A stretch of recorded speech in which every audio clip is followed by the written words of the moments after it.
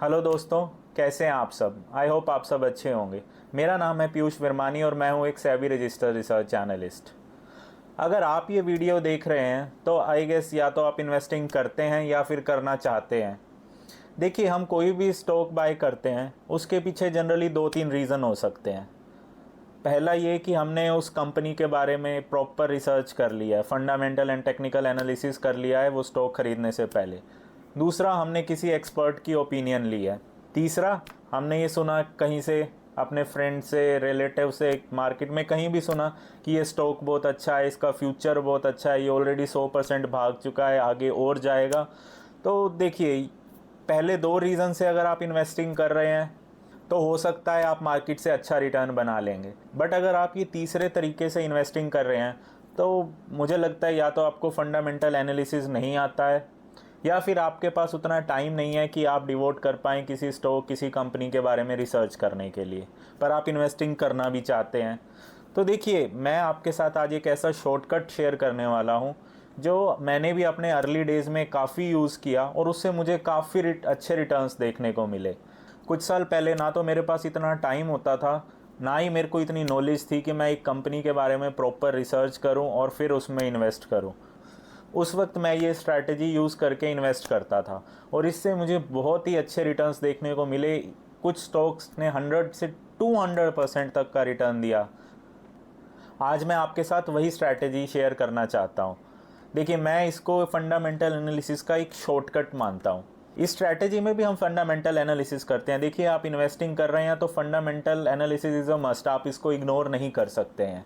हाँ, बट इसका कुछ शॉर्टकट है। हम ऐसे कुछ पैरामीटर्स, ऐसे कुछ इंडिकेटर यूज़ करते हैं जिसके थ्रू हमें एक क्विक रिजल्ट मिल जाता है। इन दोनों स्कोरिंग सिस्टम से बेसिकली हमें कंपनी की फाइनेंशियल हेल्थ के बारे में पता चलता है कि कंपनी का अभी फाइनेंशियल स्टेटस क्या है, क्या इसमें इन्वेस्टिंग अभी करनी चाहिए या अभी हमें इन कंपनीज़ को इग्नोर करना चाहिए। पियोट्रोस्की स्कोर कुछ पैरामीटर्स से कैलकुलेट होता है। अगर वो पैरामीटर सेटिस्फाई होते हैं तो हम उसमें 1 मार्क अलॉट करते हैं और नहीं होता है तो 0 करते हैं। हम इन फैक्टर्स की अभी डेप्थ में नहीं जाएंगे, बिकॉज अगर डेप्थ में जाएंगे तो फिर ये कंप्लीट फंडामेंटल एनालिसिस वीडियो हो जाएगी, ये शॉर्टकट नहीं रहेगा।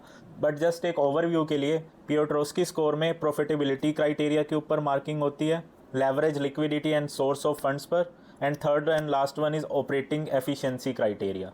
इसके कुछ सब पैरामीटर्स हैं जिसके ऊपर स्कोरिंग होती है। और ऐसा बिल्कुल नहीं है कि आपको ये सारी स्कोरिंग मैनुअली बैठ के खुद करनी है, ऐसा बिल्कुल नहीं है। हम आगे वो डिस्कस करेंगे कि आप ये स्कोर कहाँ से और कैसे चेक कर सकते हैं।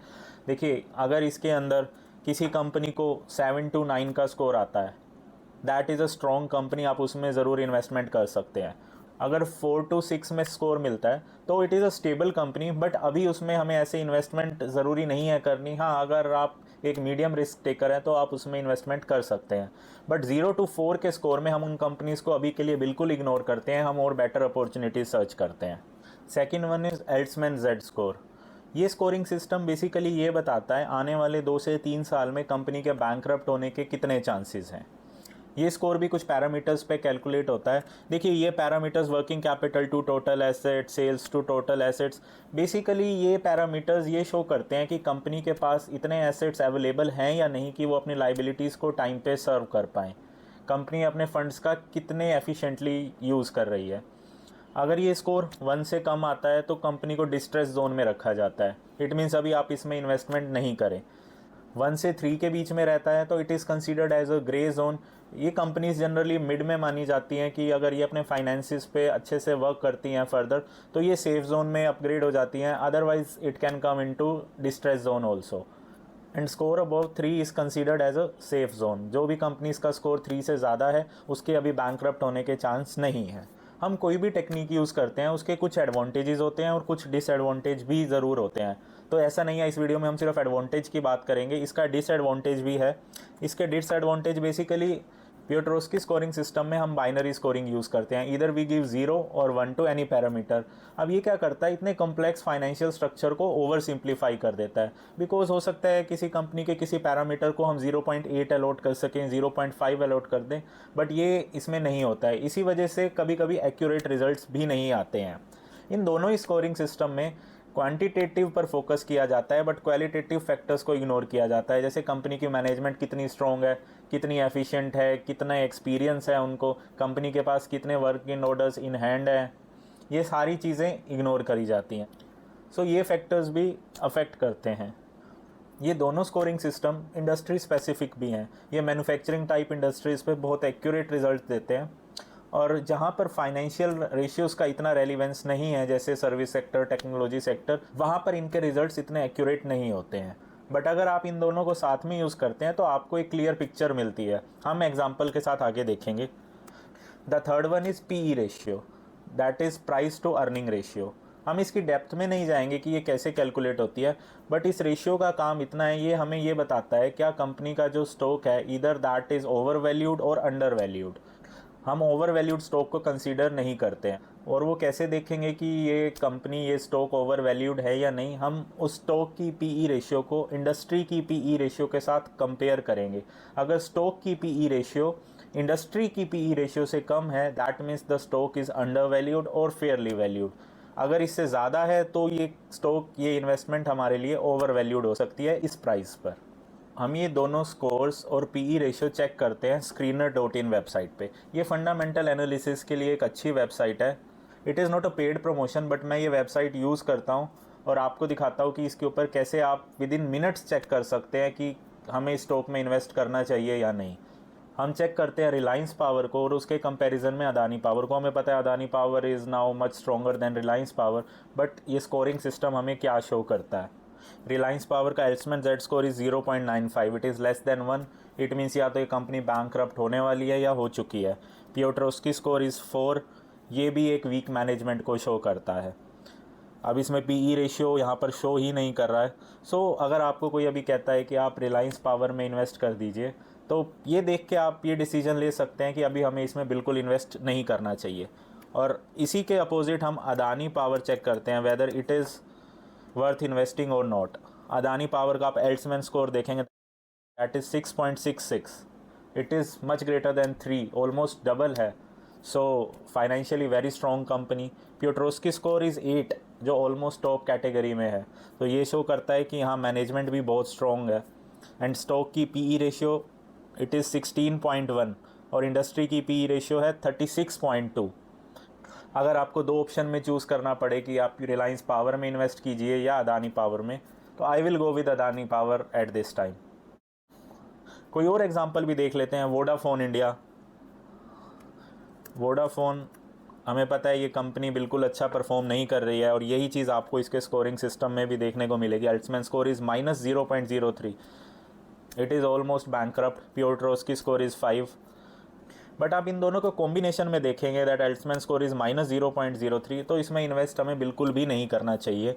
आप देखेंगे स्टॉक की PE रेशियो यहाँ पर भी शो नहीं हो रही है, बिकॉज कंपनी बिल्कुल भी ग्रो नहीं कर रही है, it is already in debt. और कुछ एग्जांपल देखते हैं इंफ्रास्ट्रक्चर कंपनीज़ का, देखते हैं जैसे रिलायंस इंफ्रा। ये भी कंपनी अच्छा नहीं कर रही है, और वही चीज़ आपको इसको स्कोरिंग में मिल रही है। Altman Z score is 0.59, Piotroski score is 5, not worth investing. इसी के अपोजिट अगर हम JSW इंफ्रास्ट्रक्चर देखते हैं, look at the scores. Altman Z score is 10, so much financial strength in this company, and Piotrowski score is 7, so it is worth investing.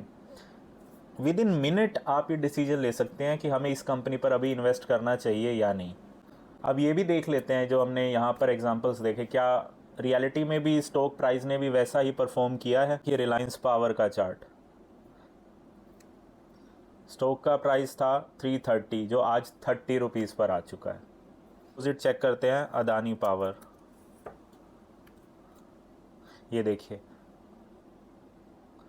22-25 रुपए का stock almost 800 का level touch कर चुका है। और हमने देखा था रिलायंस इंफ्रास्ट्रक्चर,